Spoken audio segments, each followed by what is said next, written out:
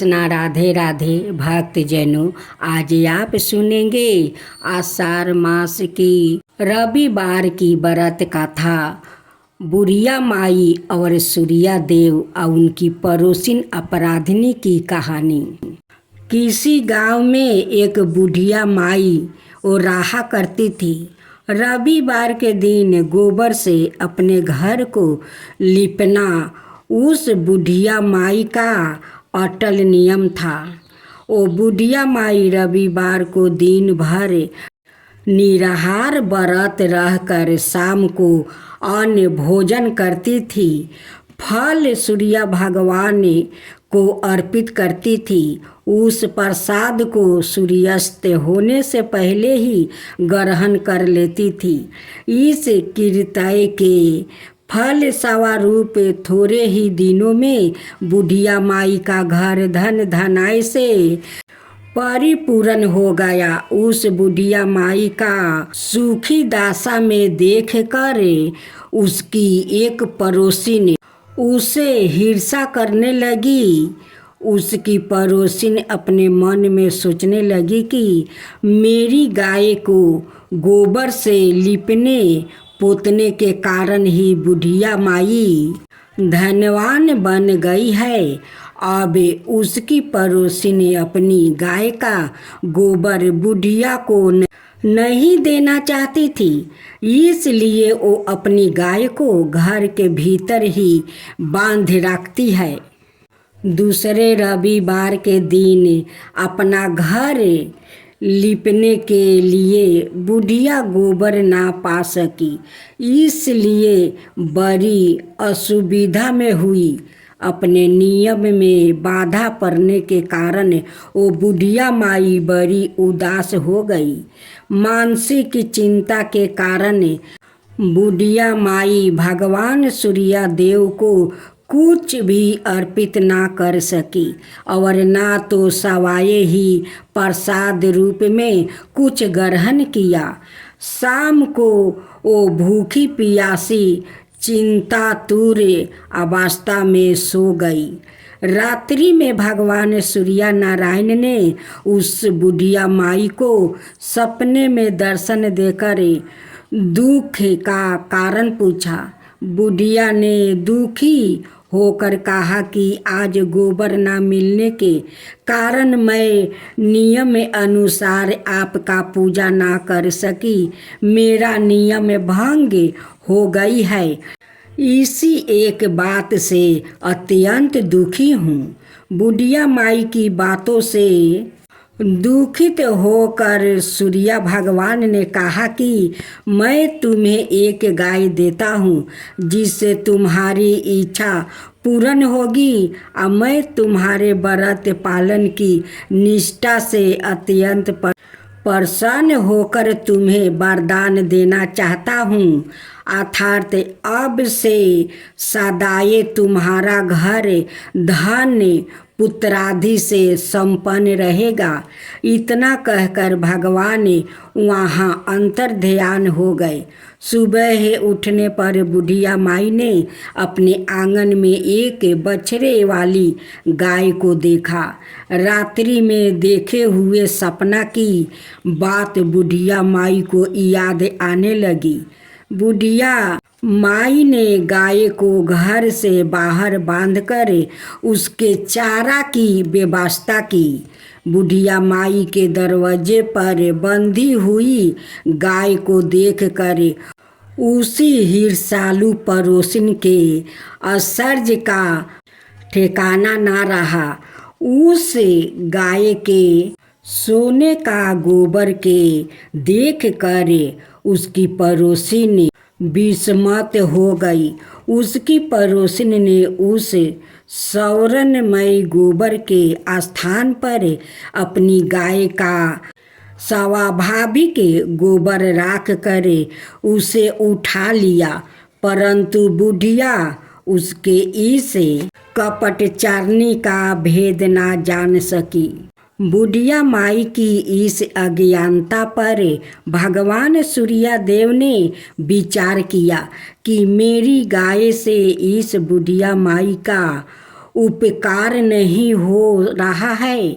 इसलिए भगवान ने अपनी माया से भयंकर तूफान उत्पन्न कर दिया, जिसके फल स्वरूप बड़े बड़े विशाल वृक्ष भी टूटकर भूमि पर गिरने लगे।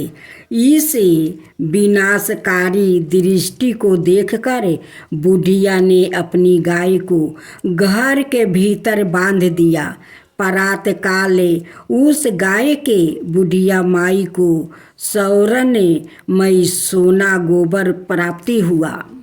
बुढ़िया माई अत्यंत प्रसन्न हुई और वो उसकी सुरक्षा के लिए नित ही गाय को भीतर बांधती। बुढ़िया माई की सावधानी से अब उसकी पड़ोसिन का कोई बस नहीं चलता था। एक दिन पड़ोसिन ने बुढ़िया माई की गाय छीन लेने की उद्देश्य से एक चाल चली। उसने राजा के पास उपस्थित होकर राजा से निवेदन किया कि महाराज, मेरी पड़ोसिन बुढ़िया के पास एक अतिभूत गाय है जो सौरनमयी गोबर देती है। अतः वो गाय आपका पास रहे तो उसे जनता का लाभ हो सकता है। राजा ने उसके प्रलोभन में आकर अपने सिपाहियों को आदेश दिया कि तुम लोग जाकर उस गाय को यहाँ ले आओ। सिपाहियों ने तुरंत आज्ञा का पालन किया। अब वो गाय का गोबर उठाकर ना ले जाने पाए। आदेश देकर राजा महल में चले गए। उस दिन की रात में राजा को सपनाता के कारण नींद नहीं आई। राजा सवेरे होने की प्रतीक्षा उत्सुकता पूर्वक करने लगे। सुबह गाय के पास जाकर देखा, वहाँ स्वाभाविक गोबर के अतिरिक्त कुछ न था। राजा की क्रोध अग्नि भड़क उठी। उन्होंने बुढ़िया को पकड़वा कर मंगवाया।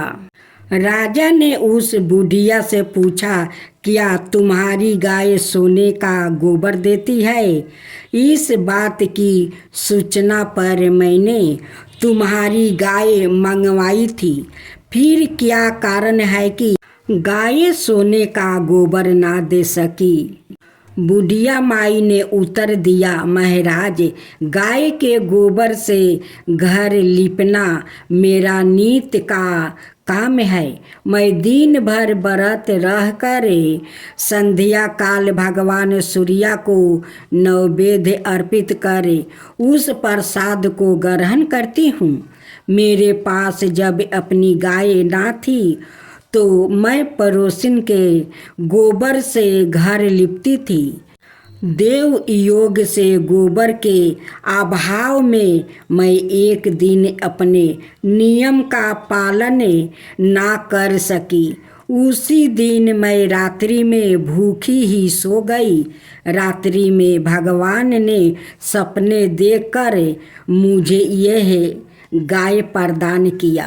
मेरी ईर्ष्यालु पड़ोसिन ने आपको सूचना देकर मेरी गाय मुझसे छिनवा ली। गाय के संबंध में बस मैं इतना ही जानती हूँ। बुढ़िया माई की बातों से संतुष्ट होकर राजा ने कहा, बुढ़िया माँ, मुझे क्षमा करो। मैंने अज्ञानता बस तुम्हारी गाय मंगवा ली है। अब मैं तुम्हारी गाय तुम्हारे घर भेज देता हूँ। इस कार्य के नियमित तुम्हारी पड़ोसिन अपराधिनी है और उसे इसका दंड मिलना चाहिए। अपनी गाय को पाकर बुढ़िया माई प्रसन्न होकर अपने घर चली गई। इसके बाद राजा ने उसकी अपराधिनी पड़ोसिन को बुलवाकर उसे उचित दंड दिया। उस दिन राजा ने अपने नगर में घोषणा करवा दी कि रविवार के दिन सभी नगरवासी दिन भर व्रत रह कर सूर्यदेव का पूजन करें। राजा सवाए भी रविवार व्रत नियम का पालन करने लगा। व्रत के प्रभाव से राजा सुख शांति करते हुए अपने राज्य का विस्तार करने लगा। व्रत करने वाले पर सूर्य भगवान प्रसन्न होकर उसे धन धनाई से समृद्धि से लेकर संपूर्ण रोग से मुक्त कर देते हैं। इस व्रत के प्रभाव से अंधे और कुष्ठी मनुष्यों को विशेष लाभ होता है। और ब्राह्मणी की खूब सुंदर कहानी। इस रविवार व्रत कथा सुनने से सूर्य भगवान ने जैसे ब्राह्मण देव को धन धनाई दिया था, वैसे ही सुनने वालों को भी सूर्य भगवान जरूर देंगे। तो बोलो सूर्य भगवान की जय, सूर्य देव की जय। राधे राधे भक्तजनों, आज आप सुनेंगे रविवार व्रत कथा, एक ब्राह्मण और ब्राह्मणी का दुख भरी कहानी। एक निर्धन ब्राह्मण और ब्राह्मणी थी। उनकी 4 संतान थे। ब्राह्मण बहुत गरीब था, लेकिन बहुत अलसिया था। वो कमाना नहीं चाहता था। वो बस घर में बैठे बैठे वो भोजन करते और सोते रहते। ब्राह्मणी आदमी का घर में जाकर वो काम करती। रात का बाचा हुआ भोजन उस औरत ब्राह्मणी को देती। ब्राह्मणी लिया करे उसे बाट बूट करे वो सभी को भोजन कराती और खुद पानी पीकर वो सो जाती थी। वो ब्राह्मण से कहती है कि जाओ कुछ काम ढूंढ कर लो कि बच्चों को कम से कम पेट तो भर सके। मैं काम तो करती हूँ, लेकिन जो वो लोग देते हैं उससे मेरा बच्चों को पेट नहीं भरता है। जाओ कुछ खोज कर तुम काम किया करो। एक दिन ब्राह्मण का सारे बच्चों वो भूख के मारे रो रहे थे। उस समय सूर्य भगवान रथ पर सवार हुए और चांद को लिए वो कहीं जा रहे थे। चांद देखती है तो कहती है कि सूरज भैया देखो, उस ब्राह्मण का बच्चा रो रहा है। वो देखो भूख के मारे वो बिलख रहा है, लेकिन ब्राह्मण कोई काम करने नहीं जाता है। देखिए वो ब्राह्मणी कितना ब्राह्मण से कहती है कि जाइए कुछ ढूंढ कर काम कीजिए, लेकिन ब्राह्मण नहीं जा रहे हैं। देखिए भैया वो बच्चों को देखिए, वो लोग भूख के मारे बिलख बिलख कर रो रहे हैं। उनके लिए तो कम से कम कुछ कीजिए भैया। सूरज भगवान कहते हैं कि देखो चांद, जो लोग का जो तकदीर में लिखा होता है वो ही होता है। अगर घर में अन्न आए और उस अन्न को संभाल कर ना रखे तो वो अन्न कभी रहता नहीं है। वैसे ही उस ब्राह्मण को है, वो कुरिया है, वो काम करना नहीं चाहता है। ब्राह्मणी आदमी का घर में काम करती है। जो रात का बाचा उचा रहता है वही लोग देते हैं, वही लिया करे वो बच्चों को भोजन कराती है, उस ब्राह्मण को भी देती है और खुद पानी पीकर सो जाती है। तो इसका कारण तो वो ब्राह्मण है। देखो बहना, धन तभी आता है कि तुम मेहनत करती हो, तभी तुम्हारा घर में धन आता है। अगर तुम मेहनत नहीं करोगी तो तुम्हारा घर में धन कहाँ से आएगा। ये ब्राह्मण तो काम नहीं करेगा तो धन तो अपने से घर में नहीं आएगा। वो धन के लिए तो मेहनत करना पड़ता है, ये ब्राह्मण नहीं करता है तो उनकी घर में धन कैसे आएगा। ये ब्राह्मण के तकदीर में ऐसा ही तकलीफ लिखा है, इन्हें कभी सुख नहीं लिखा है, इनकी तकदीर में ऐसा ही दुख लिखा है, इसलिए वो निर्धन ब्राह्मण है। फिर भी चांद का मन नहीं मानता है। वो कहती है कि नहीं भैया, कुछ उन लोग के लिए कीजिए। कहते हैं कि ठीक है बहना, जब इतना कहती हो तो तुम अपना आँख से देख लो। ब्राह्मण देव एक दिन बाहर जा रहा था। सूर्य भगवान उनके सामने एक मोहर के पोटली फेंक देते हैं, लेकिन ब्राह्मण तो उस पोटली पर पैर रख कर चला जाता है, लेकिन पोटली को झुक कर नहीं देखता है कि इस पोटली में क्या है क्या नहीं। उस पोटली पर पैर रख कर चला गया, लेकिन पोटली को हाथ भी नहीं लगाया। तब सूर्यदेव कहते हैं कि देखा बहना, देख लो अपना आँख से, इस ब्राह्मण को ऐसा ही दिन चला जाएगा, लेकिन ये ब्राह्मण का नसीब में धन नहीं लिखा है। चांद कहती है कि भैया देखिए, लेकिन बच्चा लोग भूख के कारण कितना रो रहे हैं। सूरज जी कहते हैं कि बहना, ये लोग का भी ऐसा ही दिन जाने वाला है। ये लोग का नसीब में धन नहीं लिखा है। एक दिन चांद का मन नहीं माना। वो बुढ़िया का रूप धारण करते हुए एक पोटली लेकर आई और उस ब्राह्मण से कहती है कि ब्राह्मण, इस पोटली को ले जाओ और संभाल कर रखो। जब मैं आऊंगी तो इस पोटली को लेकर जाऊंगी। ब्राह्मण पोटली ले लेता है और जंगल में फेंक देता है और कहता है कि मैं इस पोटली को क्या करूं, और इस पोटली को मैं क्यों संभाल करे रखूं। अगर उनकी संभाल नहीं था तो अपना साथ ले जाती। उस ब्राह्मण का तो तकदीर में दुख लिखा था, तो वो धन कैसे संभाल करे रख पाता। उसी जंगल में एक गरीब औरत आती है लकड़ी चुनने, और उस पोटली पर नजर पड़ता है। जब पोटली उठाकर देखती है तो उस पोटली में बहुत सारा मोहर हीरा जवाहरात है। वो गरीब औरत उस पोटली को उठाकर अपना घर ले जाती है। उस औरत का कोई घर द्वार नहीं था।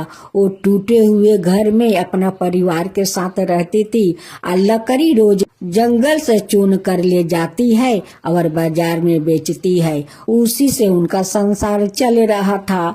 अब तो जिसका कपार में जो धन लिखा होता है उसी को तो होता है, और जिसका नसीब में नहीं लिखा होता है उसका तो वो पैर के तले से उस धन को कुचल कर चला जाता है, लेकिन धन उनके पास नहीं आता है।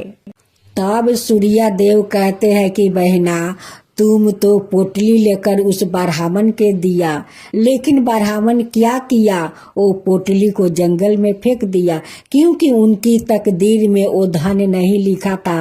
और देखो, उस गरीब औरत जो जंगल से लकड़ी चुन कर बाजार में बेचकर अपना संसार चलाती है, टूटे घर में रहती है, देखो उसी के नसीब में वो धन था, क्योंकि वो धन संभालना जानती थी। उस धन से उस गरीब औरत अपना घर द्वार बना लेती है और अपना परिवार के साथ सुख शांति से वो अपना घर में रहने लगी। अब उनकी लकड़ी नहीं चुनना पड़ता और नहीं बाजार में बेचना पड़ता है। तो ये धन उन्हीं का तकदीर में था, क्योंकि वो कमाना चाहती है कि कैसे धन कमाया जाता है। चांद कहती है कि तुम ठीक कहते हो भैया, देखो मैं जिसका तकलीफ देख कर धन दिया वो तो धन का फेंक दिया, लेकिन जो गरीब औरत लकड़ी काट कर वो बेच रही थी वो धन को संभाल कर ले गई। वो गरीब औरत धनवान बन गई, लेकिन निर्धन ब्राह्मण वो दलिदरता का दलिदरता रह गया। तो यही है बहना उस गरीब औरत आई इस निर्धन ब्राह्मण को कहानी। कर्म करो और धर्म करो। कर्म करोगी तो धर्म तुम्हें शक्ति देगा, तुम्हारा धन घर में आएगा। तो तुम कर्म करोगी तभी तो घर में धन आएगा। अगर कर्म नहीं करोगी तो उसमें धर्म क्या करेगा, धर्म कहाँ से देगा। उसलिए धर्म भी करो और कर्म भी करो। हे सूर्य देव, जो आपका कहानी कहे, जो सुने, जो हुंकार भरे, उन सब का ऊपर कृपा कीजिए और सूर्या और चांद को जय बोलिए। सूर्या देव की जय हो, सूर्या देव की जय हो, चांद मैया की जय हो, चांद मैया की जय हो। आज आप सुनेंगे रविवार का व्रत कथा। सूर्य भगवान और ब्राह्मण की ये व्रत कथा है। सुबुकपुर गांव में एक ब्राह्मण और ब्राह्मणी रहते थे। वो लोग बहुत गरीब थे। ब्राह्मण देव निकम्मा था, वो काम करना नहीं चाहते थे। वो सारा दिन वो भोजन कर लेता है और सो जाता है। ऐसे करते करते कुछ दिन बीत गया तो एक दिन ब्राह्मणी कहती है कि ब्राह्मण देव आप तो भोजन करके सो जाते हैं, ऐसे अगर सोते रहेंगे तो हम लोग का गुजर कैसे होगा, हम लोग का जिंदगी कैसे चलेगा। आप बाहर नहीं जाएंगे, काम नहीं करेंगे तो कैसे धर्म चलेगा। आप जाइए बाहर कुछ काम ढूंढ कर लीजिए कि हम लोग का गुजारा हो सके।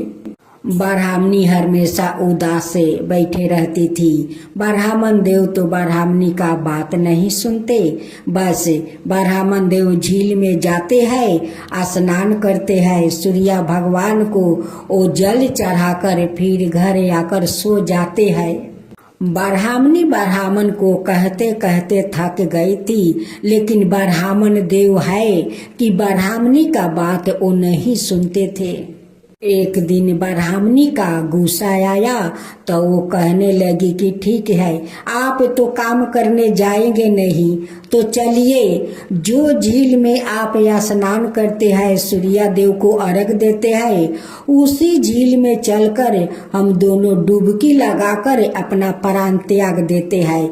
नहीं आप रहेंगे और मैं, और नहीं आपको काम करने के लिए कहूँगी। चलिए उस झील में हम लोग डुबकी लगाकर अपना प्राण त्याग देते हैं। ब्राह्मणी के ये बात सुनकर ब्राह्मण देव गुस्सा हो जाते हैं और लोटा और धोती लेकर वो मुख ढाक कर वो जंगल के तरफ निकल पड़ते हैं। अब तो सब गांव को लोग देख कर कहने लगे कि देखो देखो ब्राह्मण देव को, वो अपना मुख ढाक कर वो कहीं जा रहे हैं। देखो निकम्मा ब्राह्मण को, जो ब्राह्मण घर से नहीं निकलता है, आज वो अपना मुख छिपा कर वो देखो जंगल में जा रहा है। गांव वालों को बात सुनकर ब्राह्मण देव को बहुत दुख पहुंचा। ब्राह्मण देव जात जात एक जंगल में उस जगह पहुंच जाते हैं जहां पर एक छोटा सा तालाब था और एक पीपल का पेड़ था। जो पीपल का पेड़ सूखा हुआ था, उसमें पत्ता नहीं था, और तालाब में थोड़ा सा जमे हुए जल था। ब्राह्मण देव उसी जल को लियाते हैं और सूखे पीपल का पेड़ के पास वो सूर्य भगवान को जल देते हैं, और उसी जल उस पीपल का वो जड़ तक होकर और वो तालाब में जाता है। रोज ब्राह्मण देव उसी तालाब से जल लियाते हैं और सूर्य भगवान को वही पीपल के पेड़ के पास में जल देते हैं। ऐसे करते करते कुछ दिन बीत गया। इधर पीपल का पेड़ आस्ते आस्ते हरा भरा होने लगा और उधर तालाब का पानी बढ़ते गया और पानी इतना पुलिसकार हो गया कि उसमें सूर्य भगवान को छवि देखने लगा। ये सब देख कर सूर्य भगवान तो बहुत प्रसन्न हो गए। एक दिन सूर्य भगवान कहते हैं कि ब्राह्मण देव, आपका श्रद्धा भक्ति देख कर मैं बहुत प्रसन्न हूँ, तुम जो चाहो सो मुझसे मांग लो। ये बात सुनकर ब्राह्मण देव इधर उधर देखने लगे। देखते हैं कि यहाँ पर कोई एक पंछी भी नहीं है और मनुष्य को तो पता नहीं है। ये आवाज आता है तो कहाँ से आता है। ऐसे ही 2 दिन 3 दिन तक उनके साथ होते गए, लेकिन ब्राह्मण देव को पता नहीं चला कि वो तो साक्षात सूर्य देव मुझसे बात कर रहे हैं। ये बात को सुनकर ब्राह्मण देव डर के मारे वो तो दुबला पतला होने लगा। उनकी खाना पीना ठीक से नहीं हो रहा था। ब्राह्मण देव सोच में पड़ जाता है कि मेरा साथ क्या हो रहा है। यहाँ पर लगता है कि कोई चुड़ैल का बास है, कोई भूत बैताल है, वही मुझसे बात कर रहा है। यही बात सुन सुन कर ब्राह्मण देव तो डरने लगे। एक दिन ब्राह्मणी का मन नहीं माना। वो अपना ब्राह्मण को खोज में निकल पड़ती है। वो जाते जाते उसी जंगल में पहुंच जाती है जहां ब्राह्मण देव रहते थे। वहां पर देख कर अपना पति को वो बहुत दुखित होती है कि ब्राह्मण देव घर से निकला था तो हाटा घाटा था और यहाँ पर इतना दुबला पतला हो गया है। लगता है शुद्ध से भोजन नहीं मिल पाने के कारण ब्राह्मण देव सूख रहे हैं। ब्राह्मणी ब्राह्मण देव को पास जाती है और सूखने का वो कारण पूछती है। कहती है कि हे ब्राह्मण देव, आप तो घर से अच्छे घटे आए थे, यहाँ पर आपको क्या हो गया है कि इतना दुबला पतला आप हो गए हैं? क्या बात है, आप मुझसे बताइए। तब ब्राह्मण देव कहते हैं कि ब्राह्मणी, मैं तुमसे क्या बताऊं, यहाँ पर ना जाने कोई भूत बैताल है। जब मैं तालाब से नहा कर जल लेकर सूर्य भगवान का देता हूँ तभी एक आवाज आता है कि ब्राह्मण देव, मैं तुम्हारा श्रद्धा भक्ति देखकर मैं बहुत प्रसन्न हूँ, तुम जो चाहो सो तुम मांग लो। ब्राह्मणी तो बहुत बुद्धिमान थी। वो समझ गई कि ये और कोई नहीं, ये तो साक्षात सूर्य देव। ब्राह्मण देव को श्रद्धा भक्ति देख कर वो कुछ देना चाहते हैं। ब्राह्मणी कहती है कि हे ब्राह्मण देव, आप क्यों नहीं मांग लेते हैं? ब्राह्मण देव कहते हैं कि ब्राह्मणी, मैं क्या मांगूं, मुझसे तो मांगना आता नहीं है, मैं कैसे मांगूं और क्या मांगूं? वो ब्राह्मण देव को सिखाती है कि हे ब्राह्मण देव, जब आप काल उस झील में स्नान करने जाएंगे और जब इस आवाज को सुनेंगे तब सूर्य देव से कहना कि हे सूर्य देव, अगर आप मुझ पर प्रसन्न है तो मुझे 9 खंड का महल दीजिए, महल के अंदर दास दासियों दीजिए, धन दौलत दीजिए कि जब अपना महल में जाऊं तो दासियों को झुलुआ में पोते पोती को झुलाते हुए देखूं। ब्राह्मणी ब्राह्मण को ये सारे बात बताकर वो अपना झोपड़ी में लौटे आती है। जब ब्राह्मण देव सुबह स्नान करने जाते हैं, सूर्य भगवान को अर्घ देते हैं, तभी सूर्य देव कहते हैं कि हे ब्राह्मण देव, आपका श्रद्धा भक्ति से मैं बहुत प्रसन्न हूँ, जो चाहो सो तुम मांग लो। तब ब्राह्मण देव हाथ जोड़ कर कहते हैं कि हे सूर्य देव, अगर आप मुझ पर प्रसन्न है तो मुझे 9 खंड का महल दीजिए, उसमें धन दौलत दीजिए, सोने के पलना दीजिए, सोने के पलना में दास दासियों को जब मैं घर लौटूं तो झुलाते हुआ अपना पोता पोती को उस झुलुआ में देखूं। सूर्य देव कहते हैं कि ब्राह्मण देव, देखने में तो बहुत भोला भाला लगते हो, लेकिन बहुत तुम चतुर चालाक हो, एक बार में सब कुछ मांग लिया। ठीक है ब्राह्मण देव, जो जो आप मांगा है वो सब कुछ आपका मिल जाएगा। जब ब्राह्मण देव जंगल से लौट कर अपना झोपड़ी में जा रहा था, वो देखता है कि झोपड़ी के जगह तो महल है, यहाँ पर तो झोपड़ी नहीं है। यहाँ पर बहुत सारा औरत लोग इतना सजे धजे है। उनसे पूछती है कि अच्छा बहन, यहाँ पर एक झोपड़ी था, उसमें मेरी ब्राह्मणी रहती थी, वो ब्राह्मणी कहाँ गई, उस झोपड़ी को क्या हुआ? वो दासी कहती है कि मुझे पता नहीं है ब्राह्मण देव।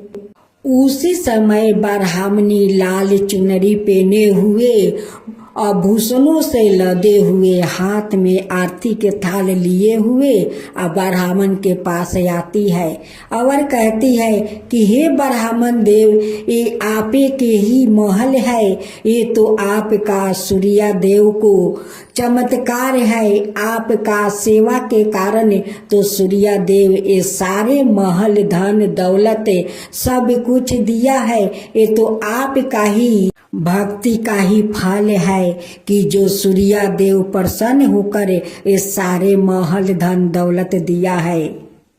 ब्राह्मणी श्रद्धा भक्ति से अपना ब्राह्मण देव को महल के अंदर ले जाती है।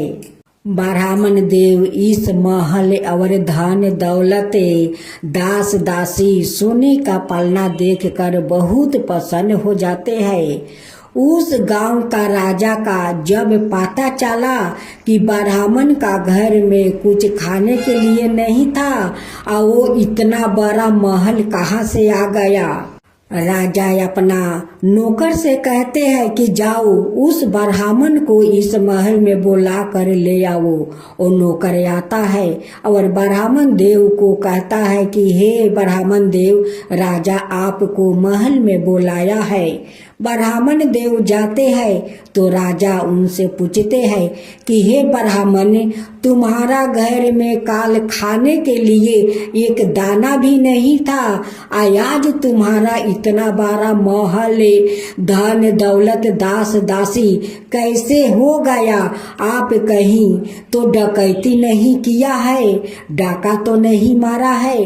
ब्राह्मण देव कहते हैं कि नहीं राजन, मैं चोरी नहीं किया, नहीं डाका डाला हूँ, नहीं किसी को लूटा हूँ। ये तो सूर्या देव का कृपा है कि उन्हीं के कृपा से आज मेरा इतना बड़ा महल धन दौलत दास दासी सब कुछ आज मिला है, उन्हीं का कृपा से। तब राजा कहते हैं कि हे ब्राह्मण देव, मैं इतना पूजा पाठ दान पुण्य करता हूँ, लेकिन आज तक मेरा कोई संतान नहीं हुआ। इस महल को संभालने के लिए आज तक मेरा कोई संतान नहीं हुआ है। आप कृपा करके बताइए उनकी विधि विधान क्या है, उनकी पूजा कैसे किया जाता है, ये कृपा करके मुझे भी बताइए, मैं भी सूर्या देव को पूजा करना चाहता हूँ। ब्राह्मण देव कहते हैं कि राजन, आप रविवार के दिन सुबह उठकर स्नान कीजिए और भरे लोटे के जल में दूब फूल अक्षत डालकर सूर्या देव को अर्घ दीजिए और उस दिन एक समय भोजन कीजिए। आपको देखिए सूर्या देव सारे इच्छा पूरा कर देंगे, आपका जरूर संतान होगा। आप सूर्या देव पर श्रद्धा रखिए, उन पर विश्वास रखिए और उनकी श्रद्धा भक्ति से पूजा कीजिए। ब्राह्मण देव के कहे अनुसार राजा वैसा ही किया। कुछ दिन का बाद रानी गर्भवती हो गई। फिर 9 महीने के बाद रानी एक सुंदर अपना बेटा को जन्म देती है। अब तो राजा बहुत खुश हो गए। कहते हैं कि ब्राह्मण देव सत्य कहते हैं कि सूर्या देव को श्रद्धा भक्ति से पूजा करो, सूर्या देव सभी को इच्छा पूरा करते हैं, उनकी सारे मनोकामना पूरा करते हैं। आज मैं सूर्या देव को श्रद्धा भक्ति से पूजा किया, आज सूर्या देव मेरे घर में संतान दे दिया। इस महल को संभालने वाला आ गया है। राजा एक दिन सारे गांव वालों में ढिंढोरा पिटवाते हैं और कहते हैं कि देखो गांव वालों, रविवार के दिन सभी लोग एक समय भोजन करो और सूर्या देव को श्रद्धा भक्ति से पूजा करो, आप सभी को दुख दूर हो जाएगा। अब तो सारे गांव वाले सूर्या भगवान को पूजा करने लगे। रविवार के दिन सभी लोग नियम से स्नान करते हैं, पूजा करते हैं। अब तो सूर्या देव प्रसन्न होकर सभी गांव वालों पर अपना कृपा बरसा देते हैं। सभी गरीब लोग सुखी हो जाते हैं। सभी गांव वालों को सूर्या देव दुख हर लेते हैं और उन्हें सुख के वरदान दे देते हैं। तो बोलो सूर्या देव की जय, सूर्या भगवान की जय।